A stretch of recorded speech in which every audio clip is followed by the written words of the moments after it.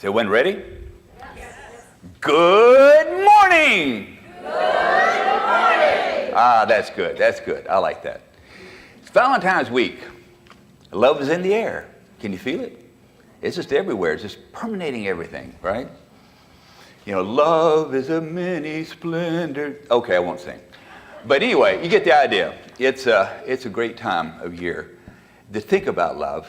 And in unity, some people call it the thinking person's spiritual path, because we ask you to really examine and think and ask and question everything that you say and hear here and anywhere else, and distill down your own personal truth.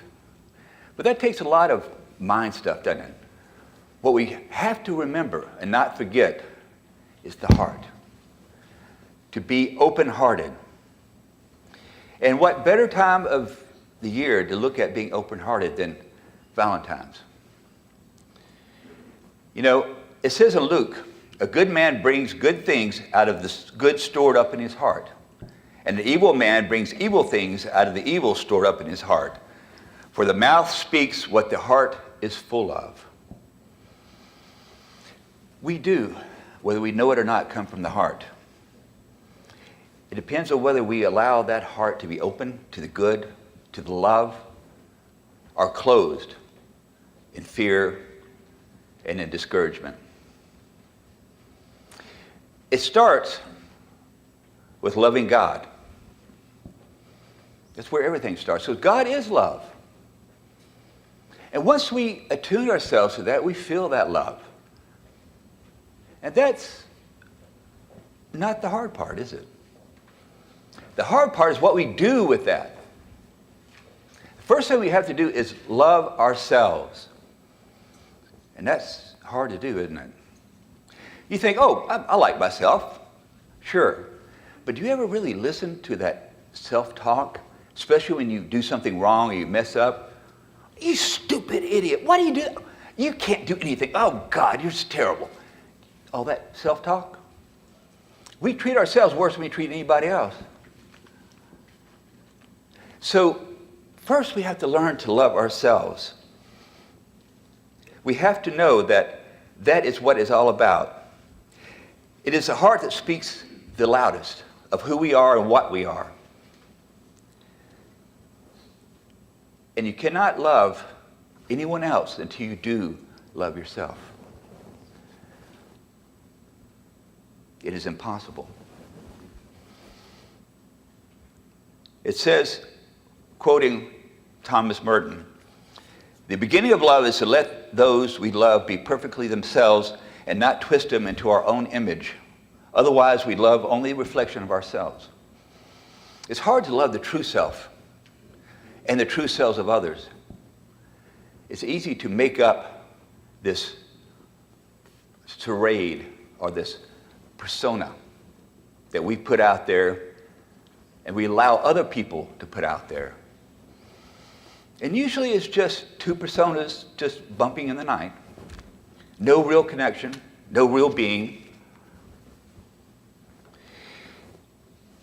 It is hard for us to be open-hearted, isn't it? Why? Because it makes us vulnerable. And we don't like to be vulnerable in this world, do we? We don't like to open it up, because when we open ourselves up to love, we open ourselves up to that fear and those doubts. And we don't like that, do we? But being vulnerable is the true strength of who we are. Because not only is it the wellspring for the fears, the doubts, it's also the very wellspring of love, contentment, and joy. That vulnerability. Have you ever noticed, you go to like the movies and you see actors and actresses, and you know sometimes the critics will comment on it or you comment on it saying, you know, I really like that person because there's a sense of vulnerability about their actions that in the movie.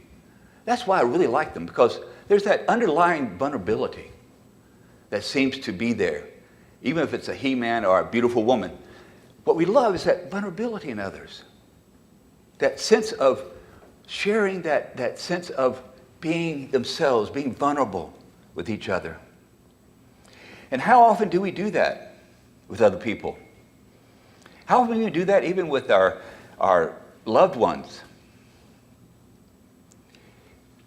We need to think that being vulnerable is really okay, to know that in our heart of hearts.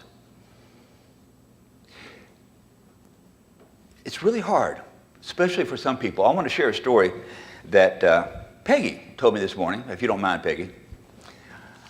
She's talking about this black man talking to this young black girl, saying, you know, every time I walk down the street, I get hassled by cops. You know, they throw me in jail for no reason. You know, they just always are always hassling me. And I've been to jail I don't know how many times because of that. And then he turns to her and says, can you forgive them? And of course she says, it's hard, I can't do it. But that's because he just filled her full of vengeance and anger, making it impossible to forgive. And that's what we do every day with people, isn't it? We go to them and we look at what wrongs they have done us, what places that they might hurt us, instead of going to them and saying, what a beautiful Christ you are. You may be, as Mother Teresa says, in a disguise, but you are Christ. And I'm going to love you for that. I'm going to be open-hearted with that. And once we become open-hearted, everything becomes commonplace, like miracles, like joy, like happiness. It becomes automatic. It becomes who we are. See, loving is crucial. And the purpose in life is to love people. It is not to change them. Because that's what we really want to do, isn't it, most of the time? Change people. Well, if only they changed, I could like them. You know, if they would change, I would love them. We're not here to change. We're here to love people just as they are. Just as they are. And not change them. But we also know that's a risk. We also know that it takes something called courage to do that. And do you know what the root word of courage is? It's cur. It's a Latin term meaning heart. Courage means coming from the heart. Courage means to stand up and allow your heart to be open to everyone and everything. To see this as a beautiful, loving place. And not a place of fear and doubt. You know, it must be really hard, talking about a black man, to walk down a street at night and a police car slows down next to them. How hard it must be for that person to be open-hearted at that point in time. How hard it must be for many people in certain circumstances to be open-hearted. But it is absolutely essential if we are going to live a true life. Martin Luther King says this. He says, I believe that unarmed truth and unconditional love will have the final word in reality. This is why right, temporarily defeated, is stronger than evil triumphant. Love always conquers in the end. Always. We might not see it right away, but we know it's there. And we're open-hearted, we allow it to be there. We're closed, we do not. I want to read you a story, because one of the things that we have to do is forgive, isn't it? We have to forgive ourselves, and we have to forgive others. And not let the past color the present to keep us from being open-hearted. And this man had one of the hardest decisions, and a lot of us agree that one of the hardest things to forgive is infidelity, isn't it? Really hard to do. Let me just read you what this man did. He said, my wife had an affair and tearfully told me about it and asked for forgiveness. My self-confidence and everything that I knew was shattered. On top of that, I had to make a decision to stay with her or not, to continue to love her or not. I never knew pain like this. I never know how in the world I could survive. I didn't know how I could continue to love someone that wrecked me. Every now and then a phrase popped in my head and became my mantra. And that is, forgive us our trespasses, and we forgive those that trespass against us. I have heard and said this Lord's Prayer many times in my life, but just that one sentence gave me the will to move on.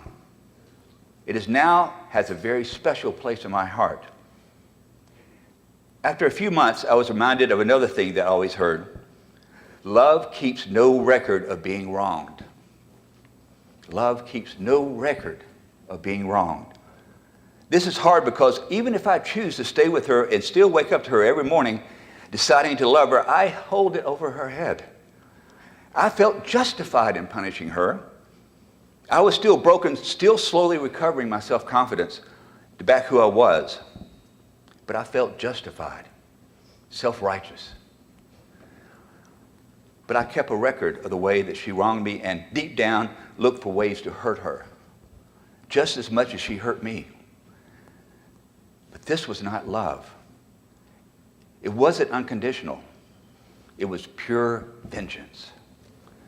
And looking back on how I treated my wife after 2 years I found out about her affair, I am ashamed. I didn't love her the way she needed to be loved. I hurt her in ways that I felt justified. I hated myself and everything about me, since I never wanted to have a marriage where one person that I put all my trust and faith in ripped my heart out and threw it on the ground. I forgot how to love and how to be loved. Looking back, we finally both loved each other unconditionally. I forgave her for the affair. She forgave me for the 2 weeks of pain, 2 years of pain that I gave her.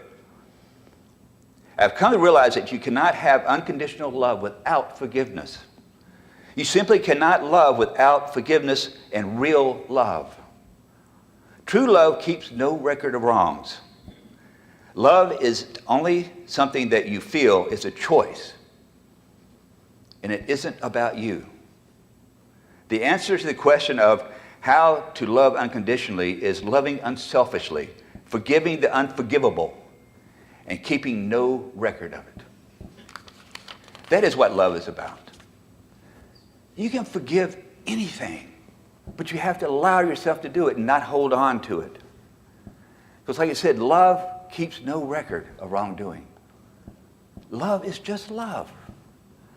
Love is an action that is there. It is God manifesting in our world. Jesus was a great way-shower of forgiveness.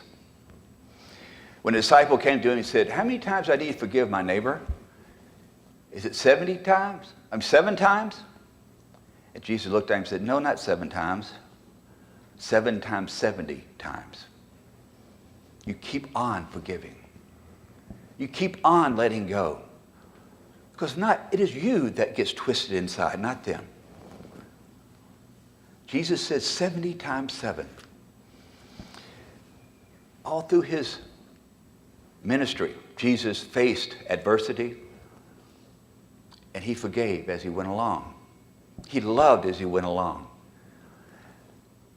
Someone asked him, says, Jesus, do I carry the armor for this Roman soldiers, which of course the Israelites really hated the occupation of the Romans. Do I carry his armor for a mile? That's what they were supposed to do, or were required to do. He said, can I just not do that? Jesus says, no, carry it for 2 miles. That kind of compassion, that kind of loving, that kind of forgiving, we have to bring into our lives to live fully and completely, and to have God inside and through us. And how about your forgiveness?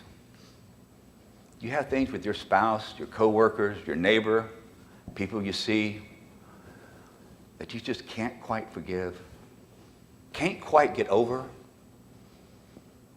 If you do, that is stopping you from loving.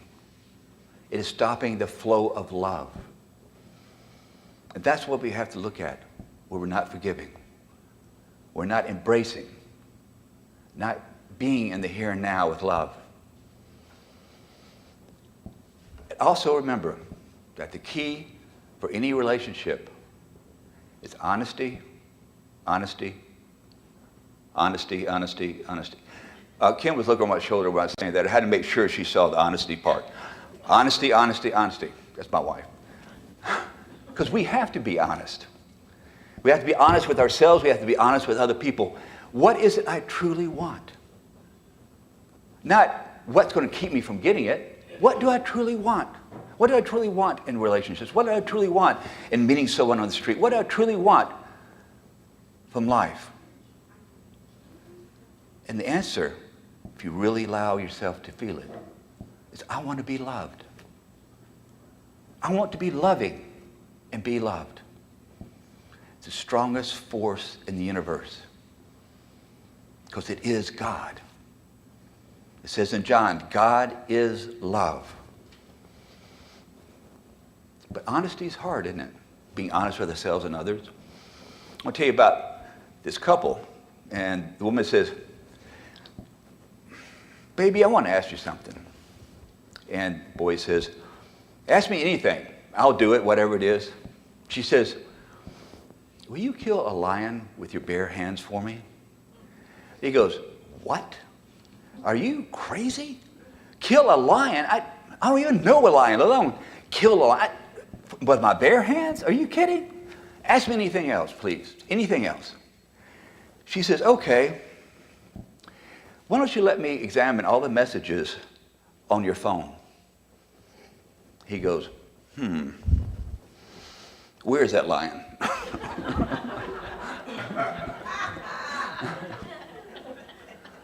We all have things we want to hide, but it's not hidden from God. It's not hidden from life. We must allow ourselves to be open and honest and loving if we are truly going to be alive. And what better time to start than Valentine's? To practice being open-hearted. To open that heart. What I'd like for you to do is just turn to the person next to you and say, I am open-hearted with you in my world.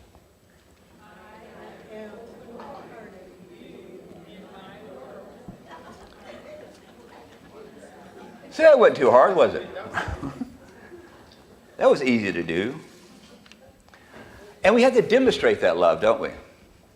Go out and demonstrate it. You know, dance in the streets. Be loving. Be joyful. Julia Roberts says, love is not love without a violin playing goat. And what she means by that is love brings on, even the absurdity seems sane and wonderful. And miracles become commonplace when we're in love, when we're loving. Miracles become commonplace.